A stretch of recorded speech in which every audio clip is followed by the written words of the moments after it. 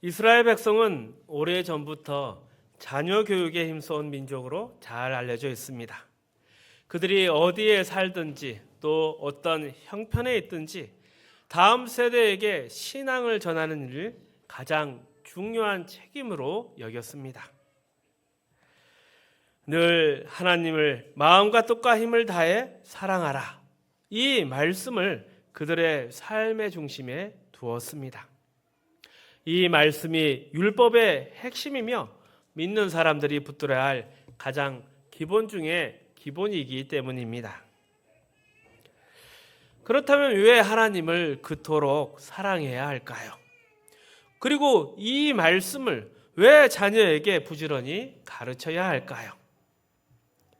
그 이유는 하나님만이, 오직 하나님만이 우리의 생명과 그 생명이 살아갈 수 있는 복의 근원이시기 때문입니다. 우리의 삶에 필요한 모든 것이 오직 하나님께로부터만 나오기 때문입니다. 이 사실을 잘 보여주는 사건이 이스라엘의 출애굽 사건입니다. 이스라엘 백성들이 애굽에서 나와서 약속의 땅 가나안에 들어가게 된 사건. 그리고 그러한 구원의 은혜를 기억하게 하는 예식이 바로 유월절 예식이었습니다. 출애굽기 12장 25절 27절 말씀입니다. 우리 함께 읽어봅니다. 너희는 여호와께서 허락하신 대로 너희에게 주시는 땅에 이를 때에 이 예식을 지킬 것이라. 이후에 너희의 자녀가 묻기를 이 예식이 무슨 뜻이냐 하거든 너희는 이르기를 이는 여호와의 유월절 제사라. 여호와께서 애굽 사람에게 재앙을 내리실 때에 애굽에 있는 이스라엘의 자손의 집을 넘으사 우리의 집을 구원하셨느니라 하며 백성이 먹이 숙여 경배하니라.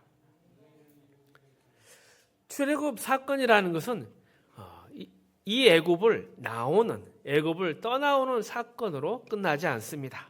이 출애굽 사건의 완성은 가나안 땅에 들어와야 합니다. 그러니 이 약속의 땅 가나안 땅을 오기 위해서 먼저 애굽을 나온 것이죠. 반대로 말하면 애굽에서 나온 이유는 딱 하나, 가나안에 들어가기 위해서였습니다. 신앙도 같습니다. 하나님께서 우리를 죄와 사망에서 구원하신 이유는 우리를 하나님의 자녀로 살아가게 하시기 위해서입니다. 만약 우리가 하나님의 자녀로 살지 않고 내 마음대로 산다면 이 구원의 의미가 사라지는 것입니다. 이러한 원리가 출애굽기 12장 이 유월절 예식에 잘 나타나 있습니다.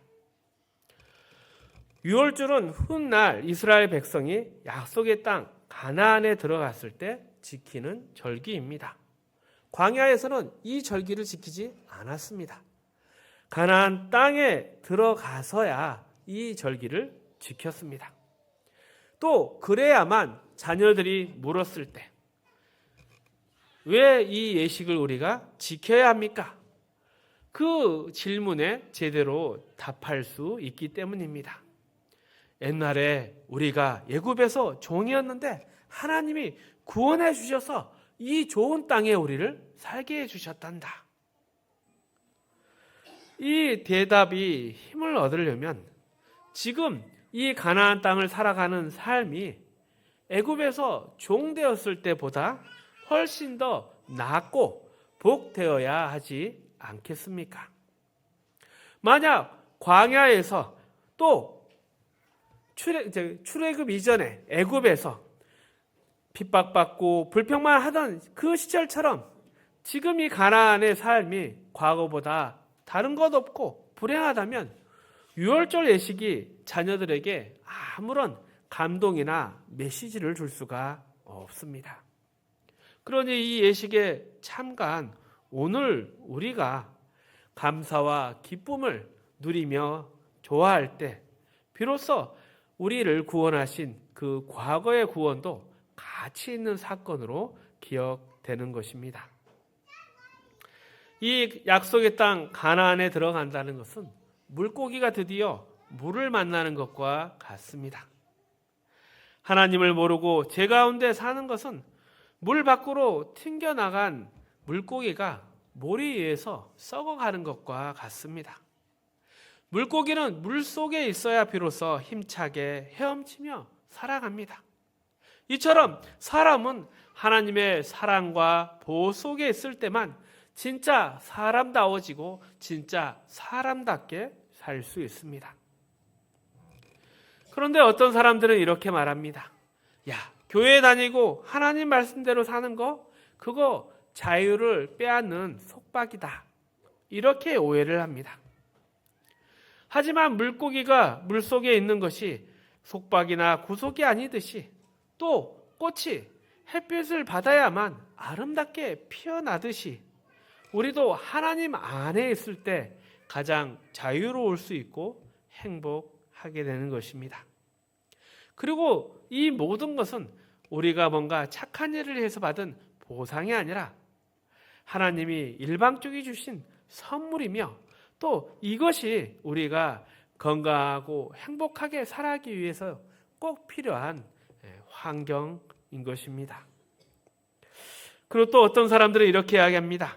하나님 믿는 것이 나약한 사람들이 자기 체면하는 것이다. 스스로를 속이는 것이다. 이렇게 비웃습니다. 이것은 마치 날아가는 비행기에서 나 아무 때나 내릴 거야 하면서 문을 여는 것을 용기라고 착각하는 것과 같습니다. 세상의 분위기나 대중의 여론이 그렇다고 해서 진리가 변하는 것은 아닙니다. 다수가 그렇게 말한다고 해서 내가 걸어가는 이 길을 의심할 필요가 전혀 없습니다. 그러니 결국 하나님을 믿고 사는 것은 우리에게 숨을 쉬는 것만큼 당연한 것이고 복된 일입니다. 우리가 하나님 안에 있을 때 물 만난 고기처럼 햇빛을 만난 꽃처럼 아름답게 하나님의 영광을 이 세상에 보여주며 살면 되는 것입니다. 그리고 이 모습, 하나님 안에서 행복하게 살아가는 모습은 가장 먼저 가정에서 자녀를 대하는 자리에서 나타납니다. 우리의 일상 속에서 말과 태도에서 드러나고 그것을 본 다음 세대에게 우리의 믿음이 전해져 내려갑니다. 우리 4절에서 9절 말씀을 다시 읽어봅니다. 이스라엘아 들어라. 우리 하나님 여호와는 오직 유일한 여호와이시니 너는 마음을 다하고 뜻을 다하고 힘을 다하여 내 하나님 여호와를 사랑하라. 오늘 내가 내게 명하는 이 말씀을 너희 마음에 두고 새기고 내 자녀에게 부지런히 가르치며 집에 앉았을 때에든지 길을 갈 때에든지 누워있을 때에든지 일어날 때에든지 이 말씀을 강론할 것이며 너는 또 그것을 내 손목에 매어 기호를 삼으며 내 미간에 붙여 표로 삼고 내 집 문설주와 바깥문에 기록할지니라. 과거에 우리는 하나님 없이 살았습니다. 자유로운 세상을 살아간 것 같지만 이것은 물 밖에 썩어가는 물고기 같은 삶이었습니다. 빛을 잃은 풀처럼 생명이 말라가고 있었습니다. 하지만 이제는 구원을 받아 하나님이 우리의 아버지가 되셨습니다. 하나님이 우리의 물이 되고 빛이 되고 우리의 생명이 되어 주셨습니다. 그래서 자녀에게 이 하나님 사랑을 부지런히 가르쳐라. 이 말씀은 말로만 설명하라는 그런 뜻이 아닙니다. 우리의 삶으로 보여주라는 것입니다. 왜 교회를 다녀야 되고 왜 하나님 말씀 따라 살아야 합니까? 하나님이 우리를 죄와 사망에서 꺼내주셔서 지금 이 좋은 생명 가운데 살아가게 하셨단다. 그리고 이 생명을 영원히 우리와 함께 누리고 나눌 수 있도록 해주셨단다. 자녀에게 이 말이, 이 부모의 말이 힘을 가지려면 지금의 내 삶이 달라야 하지 않겠습니까?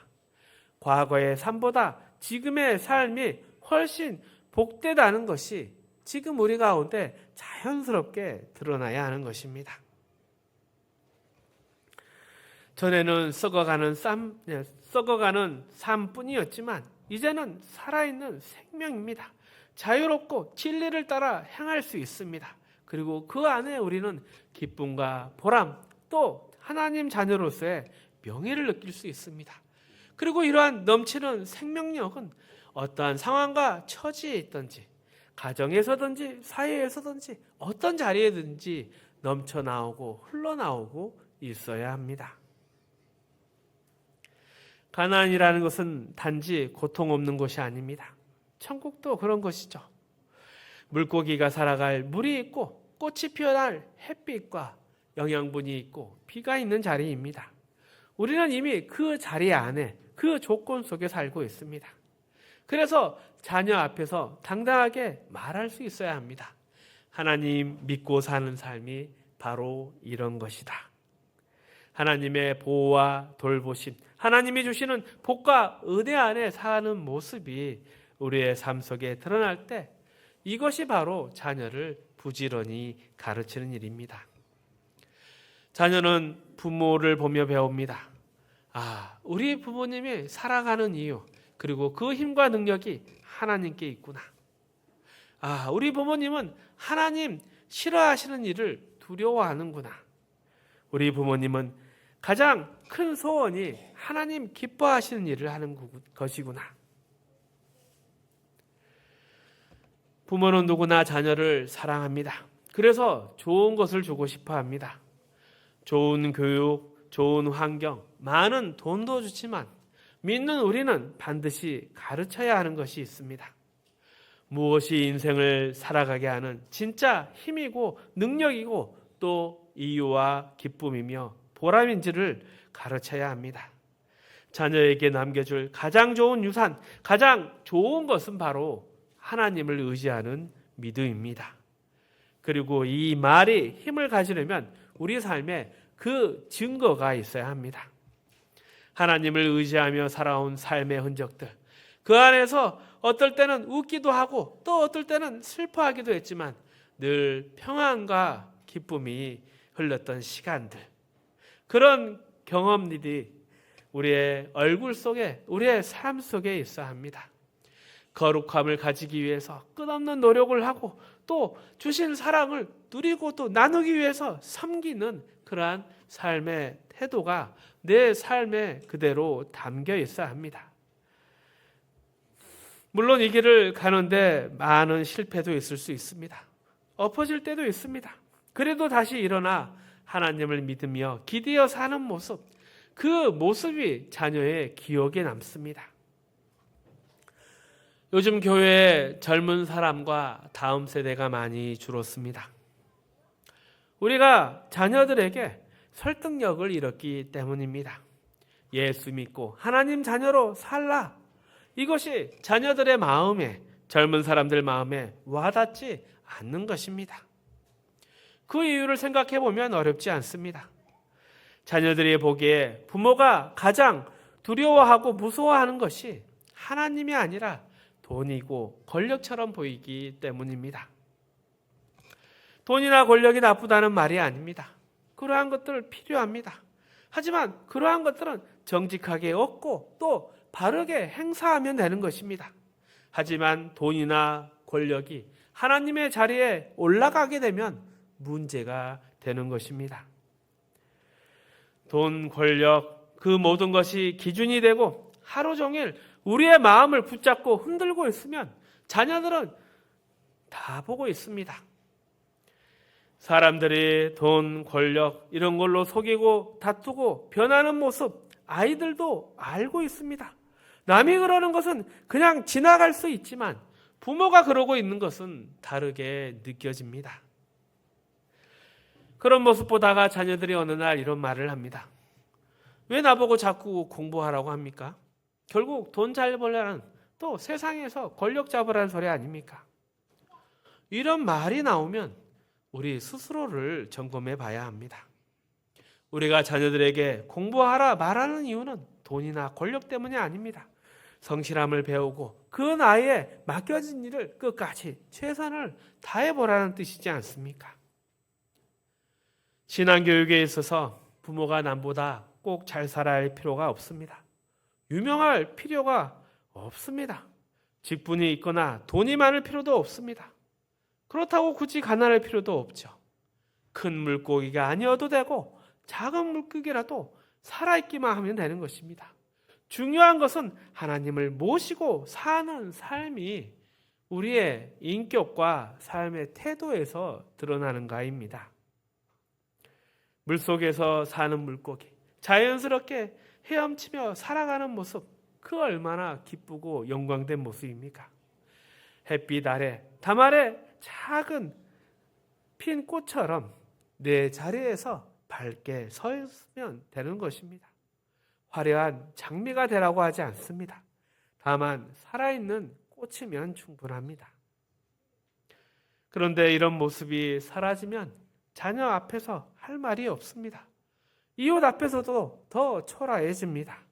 그러니 내 삶이 먼저입니다. 하나님 안에 사는 삶의 모습이 우리의 말보다 앞서야 합니다. 그럴 때 그 말이 힘이 있는 것이죠. 우리 4절에서 9절 말씀을 다시 한번 읽어보겠습니다. 이스라엘아 들어라. 우리 하나님 여호와는 오직 유일한 여호와이시니 너는 마음을 다하고 뜻을 다하고 힘을 다하여 내 하나님 여호와를 사랑하라.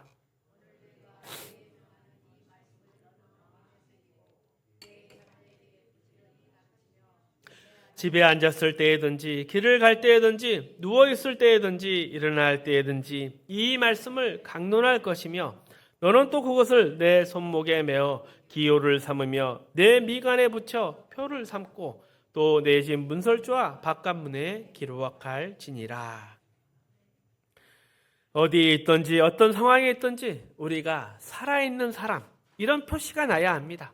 생명의 향기가 드러나야 합니다.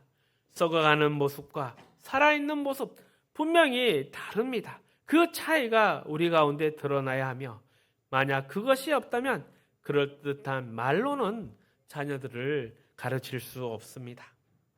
밥 먹기 전에 기도하고 이러면 믿는 사람처럼 보인다 생각할 수 있습니다. 또 헌금 주면서 교회가 이러면 신앙교육 다 한 것처럼 생각될 수 있습니다. 하지만 그것으로는 부족합니다. 자녀는 우리를 보며 하나님을 섬기는 법을 배워야 합니다. 하나님 복 안에서 하나님의 은혜 안에서 사는 모습이 어떤 모습인지 누군가 보여줘야 하지 않겠습니까? 하나님 믿는 삶이 바로 이런 것이구나. 우리의 자녀들이 느낄 수 있어야 합니다. 그렇게 되려면 우리의 기준이 분명해야 합니다. 마음과 뜻과 힘을 다해 하나님을 사랑하는 것. 이것이 내 가정 삶에서 가장 중요한 기준이며 자녀에게 가르쳐야 할 가장 중요한 신앙 교육입니다. 이러한 신앙 교육의 항목 중에 중요한 한 가지를 함께 나누고자 합니다. 말라기서 3장 7절에서 10절까지 말씀입니다. 함께 읽어옵니다. 만군의 여호와가 이르라. 너희 조상들의 날로부터 너희가 나의 규례를 떠나 지키지 아니하였도다. 그런즉 내게로 돌아오라. 그리하면 나도 너희에게 돌아가리라 하였더니 너희가 이르기를 우리가 어떻게 하여야 돌아가리까 하는도다. 사람이 어찌 하나님의 것을 도둑질하겠느냐? 그러나 너희는 나의 것을 도둑질을 하고도 말하기를 우리가 어떻게 주의 것을 도둑질을 하였나이까 하는도다. 이는 곧 11조와 봉헌물이라. 너희 곧 온 나라가 나의 것을 도둑질을 하였으므로 너희가 저주를 받았느니라. 만군의 여호와가 이르노라.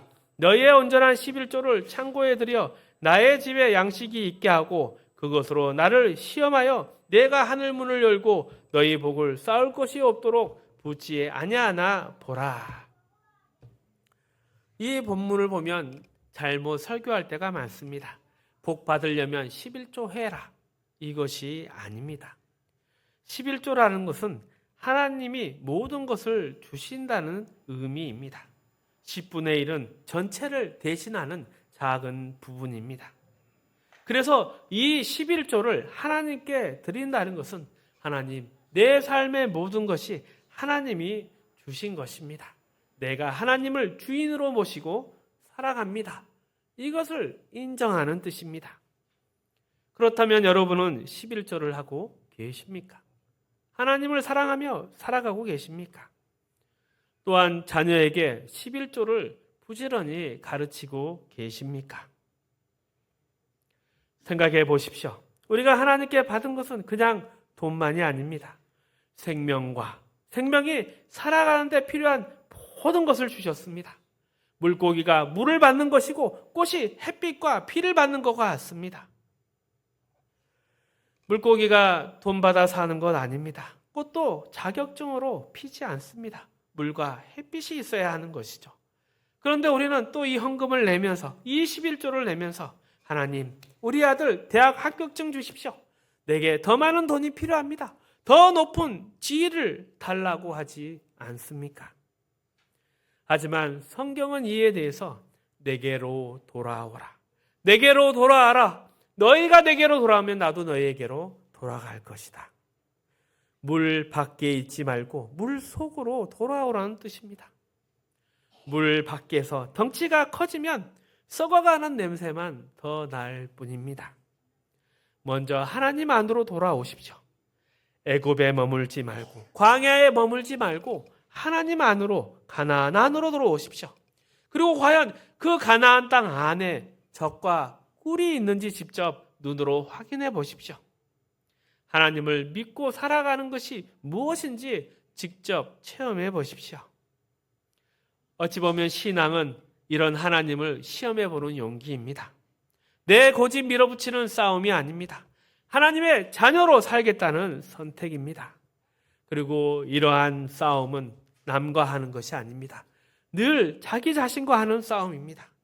하나님 말씀을 마음에 새기고 그 말씀에 맞게 반응하며 살아가는 것, 거기에서 믿음이 시작되고 믿음이 자라나는 것입니다. 그리고 자녀들은 너무나도 잘합니다. 부모가 돈으로 문제를 풀면 자녀는 그것을 배웁니다. 그러니 돈 없으면 맨날 와서 돈 달라고 합니다. 입으로는 하나님 말해도 부모가 마음이 돈을 붙잡고 있으면 자녀가 다 알고, 또 반대로 부모가 하나님 의지하면 자녀도 그 모습을 보고 돈으로 안 되던 문제 하나님 아래서 풀어가는구나. 나도 저러한 하나님을 만나길 원하고 함께 살아가기를 원한다.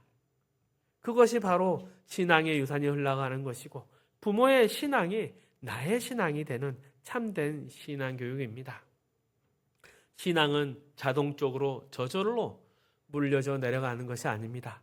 부지런히 가르쳐야 하는 것입니다. 하나님을 사랑하라. 하나님을 사랑하라. 내 자신부터 이 사랑하라는 말씀 앞에 서고 또 그것을 자녀에게 보여줄 수 있는 저와 여러분 되시기를 축복합니다. 말씀을 정리하겠습니다. 왜 성경은 자녀에게 하나님을 사랑하라고 그렇게 힘써서 반복하고 있을까요? 하나님이 우리의 생명의 근원이시기 때문입니다. 이스라엘이 애굽에서 나온 것은 광야에서 머물기 위해서가 아니라 저 가나안 약속의 땅에서 살게 하시려는 것이었습니다. 애굽을 떠나는 것은 목적이 아니라 시작이었습니다. 물고기가 물을 떠나 살 수 없듯이 꽃이 햇빛 없이 피어날 수 없듯이 사람은 하나님 안에서만 제 모습을 찾을 수 있습니다. 하나님 사랑하라는 명령은 부탁이나 억압이 아니라 인간 본래의 자리로 돌아오라는 초대입니다. 그리고 이러한 가르침은 말로만 가르쳐지지 않습니다.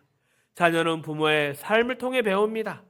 돈이나 성공, 이런 세상적 가치가 부모가 쫓고 있다면 하나님 믿으라는 말은 자녀에게 힘을 가질 수 없습니다.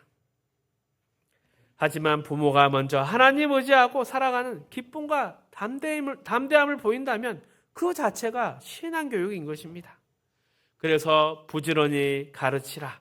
부지런히 가르치라. 이 말씀은 우리 하루의 모든 삶의 자리에서 우리의 말과 태도, 모든 삶으로 하나님을 드러내라는 요구입니다.